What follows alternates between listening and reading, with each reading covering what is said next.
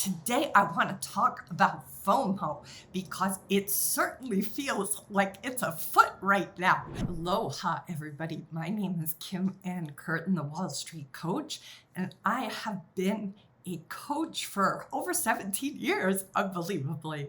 I am the author of Transforming Wall Street, A Conscious Path for a New Future. And for the past 24, 26 years, I've been in the world of finance, 17 of those as a coach. We are at the beginning or mid of February. And what I'm noticing is that there is this kind of have to, must, should energy that traders are going into their trading with. So I want to talk a little bit about why that's so dangerous and why it's so important for you to simply identify the fact that FOMO is happening in you. That is the first step. FOMO can sort of sneak up on you, and before you know it, you're going to find yourself someplace trading a strategy that isn't yours because somebody else is having such great success with a particular strategy. But that is not one that you might be familiar with, and you might be like, how did I even find myself here? That is how sneaky FOMO can be. It can just creep up without you looking. And what that usually indicates is a gremlin or an inner saboteur, also called an inner critic. One of the things that FOMO will sound like or feel like truly are those three words. There will be this intensity and a contraction of I have to trade, or I must trade, or I should trade. All of those three words are the indicator that you are probably listening to an inner critic that is making you wrong for not trading. And that's what I want you to be on the lookout for. As soon as you notice have to, must, should, you are potentially on the leash of something that is going to sabotage you. So that is the first key. The other thing that I want to speak to is something that I hope will help you have more compassion for yourself. When we're experiencing FOMO, the fear of missing out, a lot of times what that can be is our need for belonging, our need to be part of a community, our need to be one of the guys, to be part of the trading tribe. If you guys are watching any kind of social media in your Discord rooms or you're on Twitter and you're noticing that all these other people are in the middle of trades or trading or seeing things or opportunities, you could feel left out. It's a human need to belong. It's a human need to be part of a community. That also often is why a trader will find themselves going into something they have no business going into, or staying longer than they know they should, because it's nice to be a part of everybody having the same experience, but it's going to cost you. It's going to cost your capital. So I want you to keep an eye out for that. And also what I would love for you to do is actually go about finding a way to increase your community, finding a way to have that tribe experience, because you need that. We all need to belong. So find a way that you can do that in other ways that won't be as costly.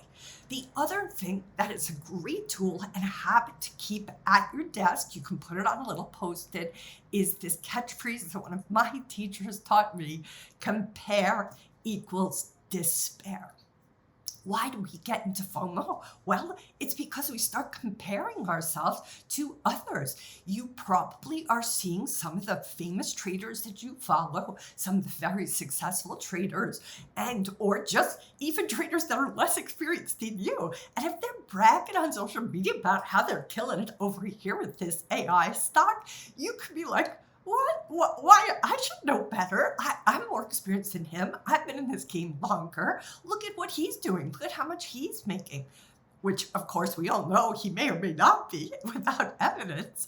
But the point is, I want you to realize that that only starts because you start to compare yourself. You don't want to ever compare because you're always going to be incorrect in your comparisons. You can't compare what they are doing or saying that they are doing and the experience they're having with what you are doing. Your variables and experience and lifestyle and ability to put into trading is completely unique to you, and you don't want to compare it without the full picture because it's just going to always leave you high and dry. So remember that phrase: to compare equals to despair. And I want you to catch yourself when you do start to compare, because it's never going to take you in an upward cycle. It's only going to take you in a downward cycle. The other thing that's afoot when FOMO shows up is an experience of scarcity. Now, scarcity is a very tricky thing because scarcity is an feeling that comes when we are very focused on what we don't have, what we haven't done, what we don't have enough of. And even though I know so many people think this is so hokey or like Hallmark movie, the power to ending scarcity is in gratitude.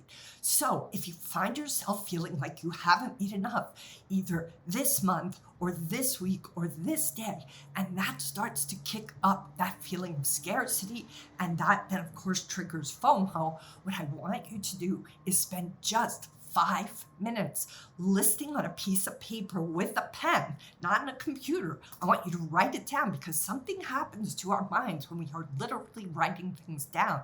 I want you to write for 5 minutes straight all the things that you are grateful for, all the things that you have, their abundance. It could be as simple as my coffee was really hot and yummy this morning. It could be I did get those other trades the other day, the other hour. I want you to focus on what you do have and move your brain, move the molecules around. Instead of looking at what you don't have, I want you to focus on what you do have. What have you done right? What are you doing well? How have you stayed true to your strategy? That will just shift the paradigm you're coming from. The other thing too that's happening when FOMO is afoot is a feeling of not being enough, because there's this sense that like, if this opportunity right now, because this happens all the time, there's these, kind of explosions of activity, and you could be having a feeling of like, you know what? I'm never the one who catches these. I'm never smart enough or trained enough or disciplined enough. You could go through all of these kinds of beliefs or stories that you have about yourself that you're never been enough. And worse than that, you'll start to feel, and I'll never be enough. That is an internal also gremlin or saboteur. That is an insecurity that actually has nothing to do with your trading, but it has to do with a sense of your sense of worthiness, a sense of your self-esteem. And if we don't have healthy self-esteem, it's very easy to get trapped in that insecurity of I'm not enough and I will never be enough. So what I want you to do is, if that relates to you, I want you to do some due diligence about that. And I'm also going to recommend a book by Marissa Peer called I Am Enough. And it's a powerful book with a lot of little exercises in it to help kind of shift that mindset around. The other thing that's afoot during FOMO is a tendency to be looking for external validation. You're looking outside of yourself. You're comparing yourself, but you're also just looking for that sense of validation, which is understandable. There's nothing wrong with you wanting validation, but I want you to understand that that sense of validation has to come from within. We're all human. We're always going to need to have external validation at certain points. But the key here is for you to realize that if you are being true to your strategy, if you are being true to the kind of trader you have committed to being, then there are going to be lots of times, there are opportunities out there that you're going to miss because it's not your forte. It's not your specialty. It's really easy to get caught up looking externally. But I want you to focus internally. Are you improving as a trader? are those strategies the best strategies you could have? Now, it could be at some point you could say to yourself, maybe it's time for me to develop other strategies.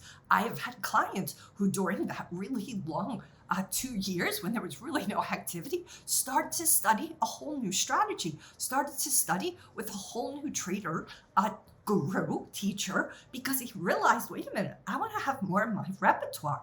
Now, that was a conscious choice that he invested in and was committed to for a good long time. I think over a year and a half to 2 years.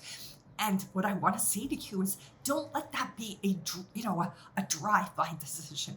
Don't let it be in this week or two when there's sudden, everybody and their mother's trying to trade AI stocks, be the moment where like, that's what I have to do. Like, do you? Remember, there's going to be these phases. Remember, I don't know, you guys, how old you are, but they're like the Cabbage Patch dolls were the big thing. And then Elmo was the big thing at Christmas. Like, there's always going to be these intense, heated moments. That doesn't mean you necessarily have to be a trader in that style. So yes, it's a good time to question, do you have enough in your repertoire or in your toolbox? But also, don't let the flash in the pans dissuade you or distract you from what is your strategy. Okay, what else? I think that's it. I've given you guys a lot of things to chew on. Ultimately, what this is in service to is for you to self-reflect. Take a good look at all of the things I've mentioned. Do a little due diligence about all of them. Ultimately, making yourself wrong for the feelings of FOMO is not going to help you. I want you to have compassion if you notice you're being tripped up by FOMO. I want you to get curious when you notice you're in FOMO. I want you to say to yourself, I wonder what's going on. I want you to replace the word why with the word what. Every time we say, why did I do that? What happens? We start to defend ourselves and justify, right? Because nobody likes that feeling when somebody asks us why we did something. Our hands go across our chest. But instead, I want you to say, I wonder what's going on for me, that I have so much FOMO, and then dive into all of the things how I mentioned and see if unpacking one or more of those doesn't end you getting trapped by it. I'm sending lots of aloha. You can do this. I am confident you can. Let me know how it goes.